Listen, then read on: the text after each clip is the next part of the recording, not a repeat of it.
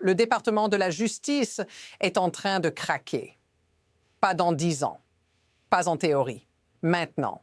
À Minneapolis, des procureurs fédéraux parlent de démission en masse. Des agents du FBI menacent de partir eux aussi. Et selon ce transcript, ce n'est pas quelques départs isolés, c'est des milliers d'avocats et d'agents déjà sortis du système. Mais voici la contradiction. Le DOJ est censé être la colonne vertébrale de l'État américain, l'endroit où la loi reste la loi, peu importe le président. Et pourtant, aujourd'hui, même ceux qui ont juré de faire fonctionner cette machine disent qu'ils n'y arrivent plus.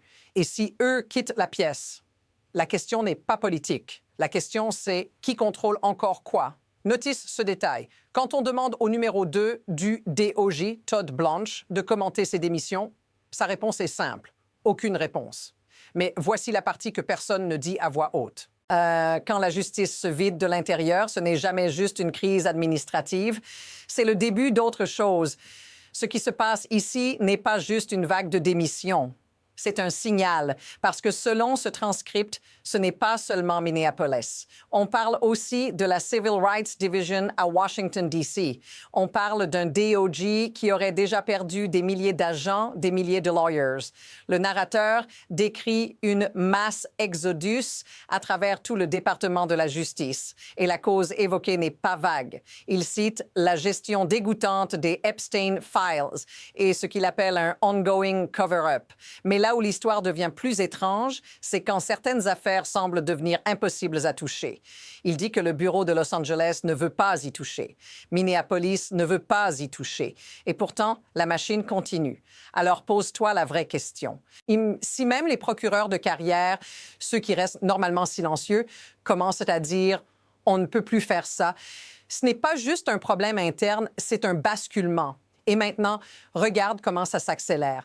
Vendredi, lors d'une conférence de presse, Todd Blanche, l'ancien avocat pénal de Trump, devenu numéro 2 du DOJ, est confronté directement. On lui demande « Que dit-il des procureurs de Minneapolis qui démissionnent, de ceux de Washington qui menacent de partir et des nouvelles vagues annoncées? » Et sa réponse, selon le transcript, tient en 2 mots. Aucune réponse. Silence total. Mais voici la partie que personne ne peut ignorer. Dans une institution comme le DOJ, le silence est déjà une déclaration. Inférence. Quand un haut responsable refuse même de commenter une crise interne, cela suggère que la situation est soit incontrôlable, soit volontairement assumée. Et pendant ce temps, une autre scène apparaît dans le récit. Le transcript affirme que des agents de la DEA auraient stalké la maison de Georgia Fort, une journaliste primée, après un reportage avec Don Lemon dans une église à St. Paul. Elle aurait pensé, je cite, qu'elle allait être kidnappée. Et là, l'histoire se retourne. Parce que ce n'est plus seulement des départs. C'est une atmosphère de peur. Et maintenant, la question devient plus lourde. Pourquoi des journalistes se retrouvent-ils au centre de cette machine judiciaire pendant que les procureurs eux-mêmes fuient? Harry Litman, ancien haut procureur fédéral, dit dans ce transcript que ce qui se passe est « unlike any other experience ». Il explique que tout est devenu topsy-turvy, complètement à l'envers.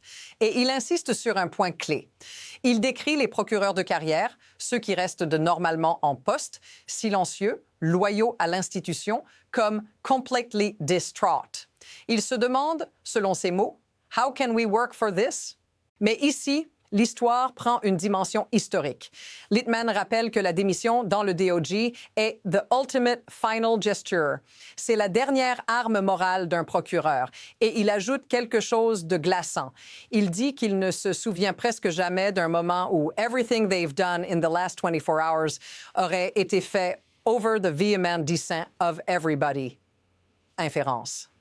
Cela signifie que la direction avance contre l'institution elle-même, comme si la machine n'obéissait plus à sa propre culture. Et là, Minneapolis devient un symbole. Il affirme que l'office est déjà half-staff, mais en réalité pire, car il ne reste presque personne pour poursuivre drugs and fraud and public corruption. Mais voici le moment où tout se normalise. Un bureau fédéral sans procureur, c'est un État qui commence à clignoter. Et la suite est encore plus brutale. Litman donne ensuite un exemple qui change tout. Il dit que le procureur le plus respecté de Minneapolis, the most heralded prosecutor, aurait quitté son poste après des pressions. Pressions pour, je cite, « Don't look into Renee Good's murder ». Mais à la place, il affirme qu'on aurait voulu qu'il enquête sur The Widow pour voir si elle serait une domestique terroriste. C'est là que la contradiction explose. Un meurtre à éviter et une veuve à surveiller. Inférence. Ce n'est plus une justice qui suit les faits, c'est une justice qui suit une cible. Et puis vient le cas Don Lemon. Littman insiste. Quelqu'un of his stature ne serait normalement jamais traité comme un criminel en fuite. Dans les pratiques DOJ, une personne connue, stable, se rend par convocation. Mais selon ce transcript, il est arrêté at 11:00 at night. Menotté, mis en cellule, forcé de rester une nuit. Littman appelle ça a gratuitous kick in the teeth. Et voici la ligne qui change la perception du spectateur. Il dit que beaucoup de l'acte d'accusation serait simplement standard journalistic activity. Et pourtant, l'affaire avance. Mais voici la partie que personne ne dit à voix haute. Si le journalisme commence à être traité comme un crime, alors ce n'est pas une affaire isolée, c'est un test. Littman décrit alors une mécanique inquiétante. Il parle d'une Pam Bondi, mentionnée ici comme figure décisionnelle, qui aurait ignoré tous les avertissements internes. Tout le monde aurait dit « Don't go there. We would never go there ». Et pourtant, elle overrule everyone, elle passe au-dessus de tous et elle takes pride in it. C'est là que la crise s'empile, parce qu'on ne parle plus d'une erreur. On parle d'un système où la direction avance, même quand tous les professionnels disent « stop ». Inférence. C'est ce moment où une institution cesse d'être une institution et devient un instrument. Et Littman va plus loin. Il appelle le DOJ, je cite, « à cesspool un cloaque ». Et il dit que ça « gets deeper and broader ». Mais maintenant, la question devient pratique. Ben demande « Who's even working at the DOJ anymore ?» Il parle de deadline raté, deadlines missed, declarations not being followed, basic blocking and tackling. Ce ne sont pas des débats idéologiques, c'est le fonctionnement minimum qui s'effondre. Et puis vient une scène presque absurde. À New York, le SDNI dit à un juge qu'ils n'ont pas les ressources pour un procès de sex trafficking parce qu'ils sont occupés avec The Epstein Files. Et le juge répond, en substance, comment est-ce possible? Mais voici la partie où l'histoire bascule. Quand même, les tribunaux commencent à perdre confiance. Qu'est-ce qui tient encore debout? What happens if this continues? Littman donne alors l'impact réel. Il dit que l'érosion de crédibilité du DOJ n'est pas abstraite. Elle touche directement la sécurité publique. Il explique que les fédéraux ne traitent qu'une small slice of crime. Mais ce sont des crimes essentiels.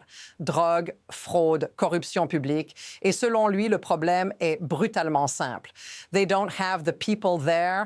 Pas assez d'agents, pas assez de procureurs, pas assez de personnel. Minnesota, dit-il, devrait gérer des centaines de dossiers. They can't do a fraction of that now.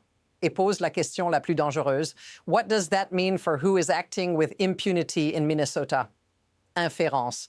Quand la justice se retire, d'autres avancent. Ce qui n'est plus investigué, ce qui n'est plus poursuivi, ce qui commence à se faire on the street sans peur. Mais voici le détail qui glace. Littman dit que tout cela arrive pour des raisons rank, politicized, nasty. Et il conclut avec une phrase qui résume tout. C'est « the antithesis of justice without fear or favor ». L'inverse total d'une justice neutre. Et là, on revient à toi. Parce que quand une institution comme le DOJ se vide, ce n'est pas seulement Washington qui tremble. C'est la vie quotidienne qui change. Si ça te semble familier, dis-le en commentaire. Et maintenant, voici la question systémique. Qui gagne quand la justice se transforme en arme? Ce transcript ne décrit pas seulement une crise de personnel, il décrit un mécanisme, une dynamique où la justice devient spectacle, levier, pression. Littman le dit clairement, certaines poursuites ressemblent à des reprisal prosecutions, des poursuites de représailles. Il mentionne des actions contre Walls and Fry in Minnesota and Powell. L'idée, selon lui, serait de « make trouble for people who oppose them ». Inférence. Ce n'est plus la loi qui décide des priorités, c'est l'agenda. Et c'est là que le système révèle son vrai moteur. Quand une institution perd ses professionnels, elle ne s'arrête pas, elle se remplit autrement. Ben dit que tous les smart lawyers sont partis. Et ce qui reste, c'est un DOJ qui rate des délais, qui viole des ordres judiciaires, qui n'a plus la capacité de faire son travail de base. Mais voici la partie que personne ne dit à voix haute. Une justice affaiblie n'est pas seulement moins efficace, elle devient plus manipulable, plus dépendante, plus dangereuse, parce que le pouvoir n'a pas besoin d'un DOJ parfait. Il a besoin d'un DOJ obéissant. Et maintenant, regarde la trajectoire. Deux chemins se dessinent. Soit cette hémorragie continue, soit quelque chose craque encore plus vite. Et la prochaine décision est déjà en train de se former. À ce stade, ce transcript laisse une impression nette. Le DOJ n'est pas simplement sous pression. Il est, selon les mots utilisés, « broken ». Et Littman choisit un terme, « apocalyptique ». Ce n'est pas une exagération légère. Dans l'histoire américaine, les démissions massives au DOJ sont rares. Il rappelle Watergate, le Saturday Night Massacre. Des moments où des procureurs préfèrent partir plutôt que d'obéir. Inférence.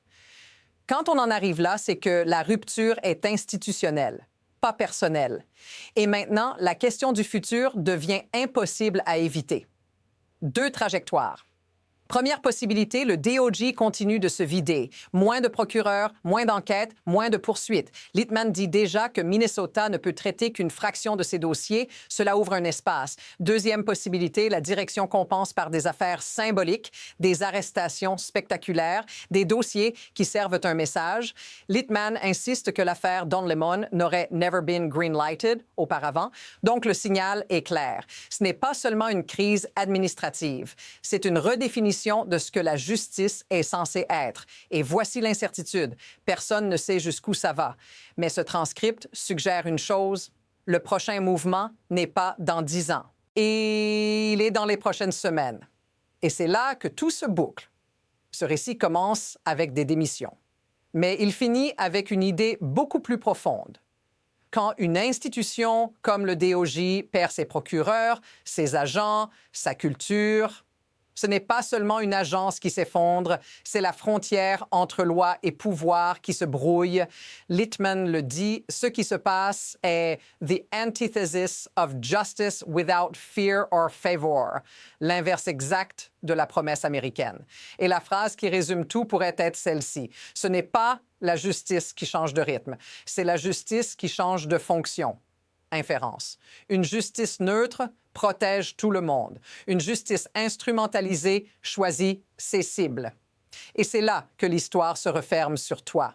Parce que ce genre de basculement ne reste jamais confiné à Washington. Il descend, il se diffuse, il touche la presse, les tribunaux, la sécurité quotidienne. Et maintenant, la boucle est ouverte. Si des milliers sont déjà partis, si même les juges parlent d'ordre violé, alors la vraie question n'est pas « est-ce que le DOJ est en crise ?» La vraie question est « qu'est-ce qui vient après ?» Si tu veux continuer à suivre cette fracture en temps réel, abonne-toi, parce que la prochaine couche de cette histoire n'a pas encore été révélée.